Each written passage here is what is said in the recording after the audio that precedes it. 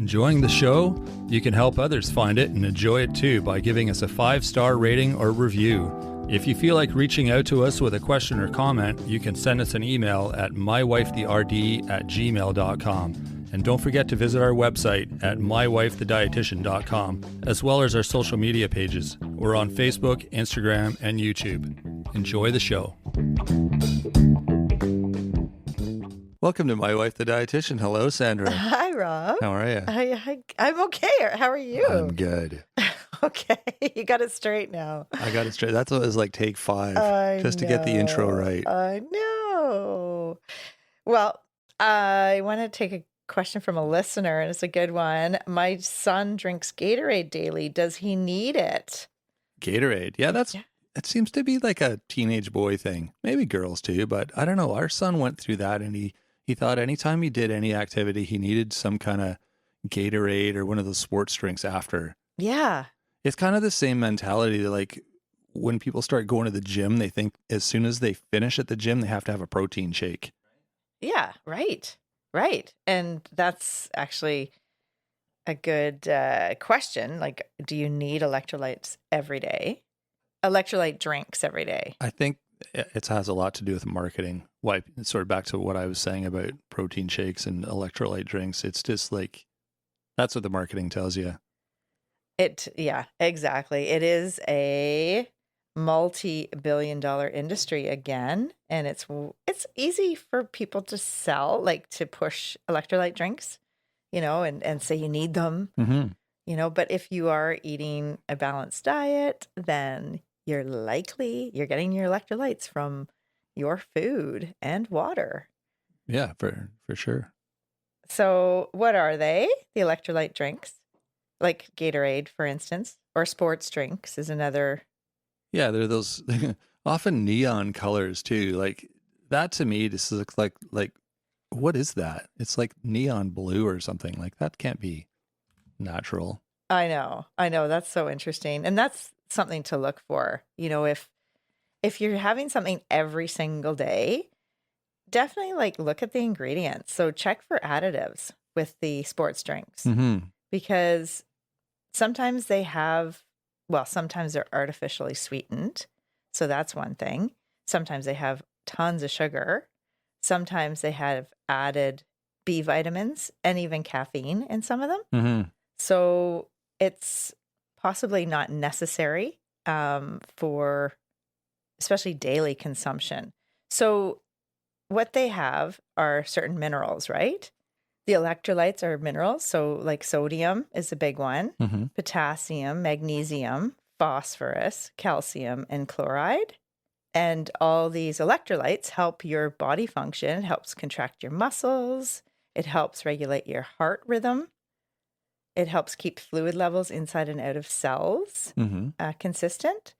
So when would someone need them? Like right now, there's the Olympics happening. So I'm sure people are, watching these athletes and thinking, oh, I'm going to go work out and, go for a walk and I need an electrolyte drink. When I get home from my walk. Right. Yeah. Or during. Yeah. Right. But, it's looking at the length of time you're working out and the intensity. So if it's over 90 minutes or more, that's when you can start to lose some of your sodium and other electrolytes and fluid. Okay. And if you're a salty sweater. A salty sweater? Yeah. So if you notice there's salt residue or like white crystals on your clothes or on your skin after exercise, like after intense exercise, you're maybe a salty sweater and you probably do need to replace the salts, not necessarily with a sports drink. You could have food, and we'll talk about that. Like there's natural ways to get those electrolytes if you can. I mean, some endurance activities where if you're going for 90 minutes, like on a marathon or doing, an endurance activity for over 90 minutes, that would necessitate replacing some of especially sodium, because that's the thing you're losing most of. We did do a few episodes about sports drinks. We did one called Health Halo of Certain Drinks, the Myths and Marketing. Oh, right. And that was Nutrition Nuggets 20. So we'll link that in the show notes. And also, Nutrition Nuggets 80 was the truth about energy drinks and sports drinks. Mm-hmm. So we talked about the difference between the two. Right. Like the energy drinks are like the Monster and the Rockstar and those ones that are more like a caffeine kick. Caffeine and taurine and other amino acids. Yeah. Like a wake up kind of pop. Right. A soda. stimulant. Yeah. A stimulant. Whereas the sports drinks are more electrolytes and added like minerals. Mm-hmm. We also did a Nutrition Nuggets 17. How much water should you drink each day? So that was, I think it was a quiz, or we did one that was a quiz at some point. Mm-hmm. And then actually recently we did the one on broth and stock and soup, Nutrition Nuggets 155, the ultimate guide to healthy soups. And the reason I say that is that's a electrolyte drink is broth Mm-hmm. because it's got salt and potassium. It's got some of those minerals that you're looking for. That'd be a little harder to push on a teenage boy, I think, after a sweaty basketball game. Here, honey, here's a bowl of soup. Right. Good point. But yeah, anyways.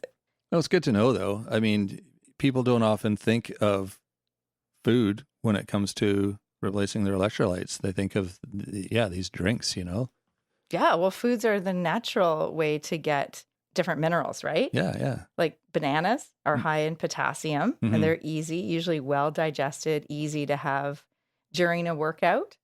Some people will drink like chocolate milk after a game, and that, milk has some of those minerals too, calcium, potassium, phosphorus. Mm-hmm. And that's a good way. I mean, if you're lactose intolerant or if you don't like milk, then that wouldn't be an option. But as I mentioned before, broth is good too. People add a pinch of salt to orange juice or coconut water you can use. It's not as high in salt. So just to be careful about like looking at the amount of sodium, because as I mentioned, if you're in an endurance sport that's over 90 minutes long, and especially if you're a salty sweater and you're losing lots of sodium, Mm-hmm. you could lose up to 2 to 3 liters of sweat an hour. Wow. I know. That's a lot, eh? That is a lot. Although, I mean, yeah, some sports you're going hard, say like soccer, basketball, where you're running most of the time up and down and back and forth. And yeah, Yeah. it can take a lot out of you. Yeah, and it depends on the level of exercise and exertion, how acclimatized you are or accustomed to that level of activity and how hot it is, Mm-hmm. right? So True. that's all going to play a factor in how much you're sweating and how much you're losing in your sweat. Yeah, exactly. Where does vitamin water fit in? Is that another electrolyte, or is that something different? That to me just sounds like a marketed product, vitamin water. I know some people that take that like religiously, and I never really understood what the purpose or the appeal was. With vitamin water, it's a bit of a tangent here, but it's like 100% of the daily requirements or recommended values for a lot of the B vitamins and vitamin C. You could probably, when you take a B complex, a supplement, Mm-hmm. and your urine is quite bright after, Mm-hmm. I bet that would happen with the vitamin water until you get used to that, and then you're saturating all your tissues. But the thing is, they'll put on the bottle that the recommended amount to take because it's their way of getting you to drink it, Right. to sell more. So if they say 1 to 2 bottles, that's actually quite a lot of sugar. It's usually up to 32 grams of added sugar. Oh, wow. Is it just kind of like a liquid multivitamin? It's kind of similar to sports drinks, but different. It's the vitamins instead of the minerals. Right. Huh. So sports drinks are more the minerals and the electrolytes, whereas the vitamin water is vitamins. But it's not like it's not all the vitamins you get in a multivitamin. Right. And it's not all the balance in food. Huh. That's the other thing, right? So it shouldn't replace plain water, and it shouldn't be the primary source of hydration. And as I mentioned, there's lots of sugar. And then if you're getting the zero sugar or the alternative, like artificial sugars, that's got its own problems, right? Mm-hmm. Like we've talked about that before, about how there is some potential issues with the gut microbiome, with artificial sweeteners, with issues with insulin and blood sugar metabolism and appetite. So all these things could be affected especially if you're getting used to drinking these things regularly. Yeah, yeah, for sure. I, It sounds to me like it's just another health halo kind of product that's marketed to make you think you need this stuff, with the words vitamins on it and sports drinks. If you're doing any kind of sport, you need to have this drink when you're done. And yeah, yeah. And I mean, if you, there's other uses for the Gatorade or Pedialyte or Powerade, hmm are like if someone's ill and they have like they're losing fluid. So if they're having vomiting or diarrhea, it might be an easy way to get some of those electrolytes back in. the commercial for, with that use in mind just isn't as sexy though. Do you know what I mean? Right, right. For marketing. Someone running a marathon and having their Gatorade versus someone like having diarrhea and vomiting and needing their Gatorade. It's not quite the same. Right. And there's a homemade, like, do it yourself version. Um, just like anything you can probably make in your kitchen. So 3.5 cups of water. So making 1 liter of an electrolyte solution Mm-hmm. at home is 3.5 cups of water, half a teaspoon of salt, 2 to 3 tablespoons of either honey or sugar, whatever you like the white sugar, and 4 ounces of unsweetened orange juice or coconut water. So that would give you the minerals that you're losing, right? The sodium, chloride. So the salt, table salt, has sodium and chloride, Mm-hmm. Glucose from the sugar, and then the orange juice or coconut water has a bit of the potassium Mm. and also the phosphorus. So yeah, so hopefully that helps. Do you need to drink electrolyte drinks every day? Absolutely not. You do not need to. If you are working outside in the heat for extended periods, if you're a salty sweater, like you're sweating a lot, you're losing fluid, if you're in a sport that's endurance, like over 90 minutes and pretty intense, then yes, you might need to replace those electrolytes or your minerals that you're losing with an electrolyte drink. But if you're just going out for a stroll or a walk for, half an hour to an hour, um, if you feel like you just like need to have them in your toolbox of nutrition, you probably don't. It's marketing. Like I think it's gets in your mind that, oh, I need these to be healthy. Mm-hmm. Mm-hmm. Now, does it have to be a drink? Can you get electrolytes through food? And is it mostly the salt, the sodium that you're trying to replace?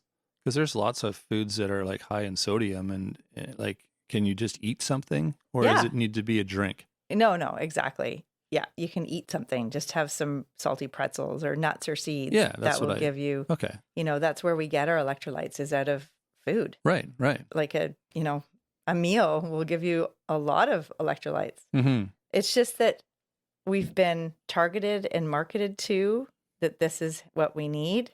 And so it's kind of like a easy way to sell a product. Totally.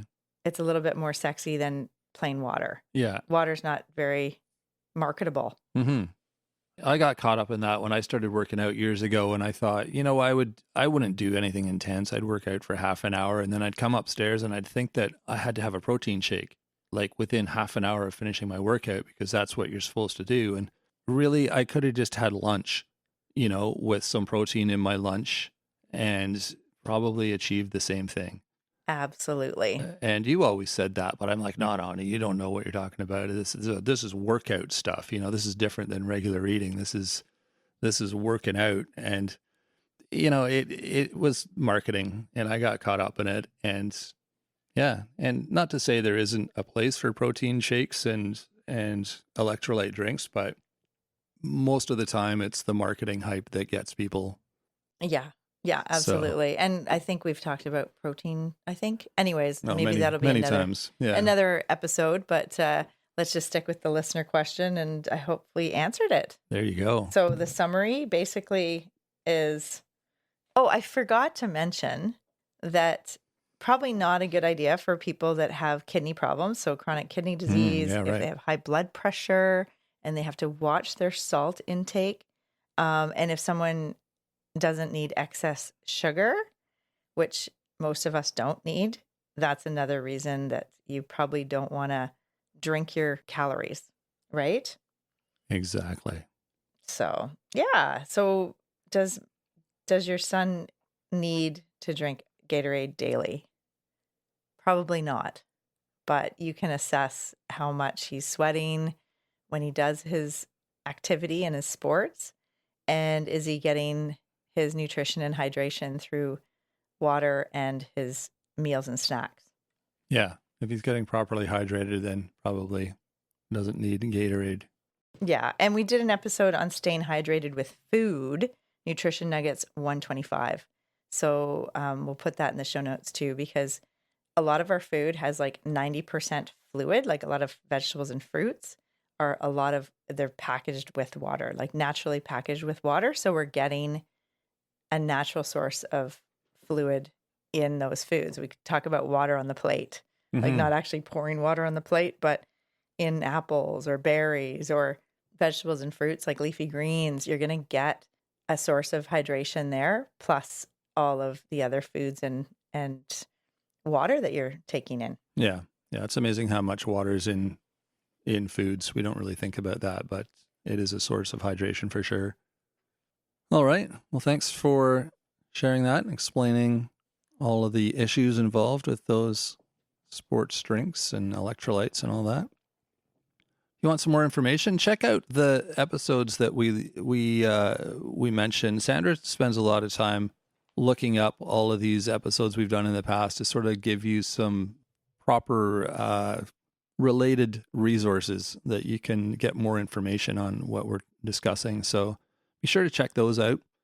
We've also got a great source of information on our website. We've got a blog. We've got different articles on there, other links to different resources as well. So make sure you look at that. And you can also sign up for our free weekly newsletter. That's on the website as well. If you have questions for us, like our listener did today, and a lot of our episodes come from listener questions, you can email us your question at mywifetherd@gmail.com. And the website address is mywifethedietitian.com. You can also find us on Facebook, Instagram, and YouTube. You can reach out to us there as well. And if you're liking the show, let us know. We love hearing your feedback. Your questions are great. Comments, ideas, all of that stuff is super helpful. And if you're liking the show, I'm sure your friends would too. So be sure to share with them as well. So that is it for today. We'll be back on Thursday with Nutrition Nuggets. So until then, have a fantastic week. Thanks for joining us today on My Wife the Dietitian. If you like what you heard, don't be shy. Leave us a comment or review, and be sure to share our podcast with your friends. If you'd like to hear more, hit that subscribe button. You can also follow us on our social media pages for updates, episode trailers, and other odds and ends. For more info and links on what we discussed on today's episode, check the show notes. We'll be back next week with another informative and fun-filled episode.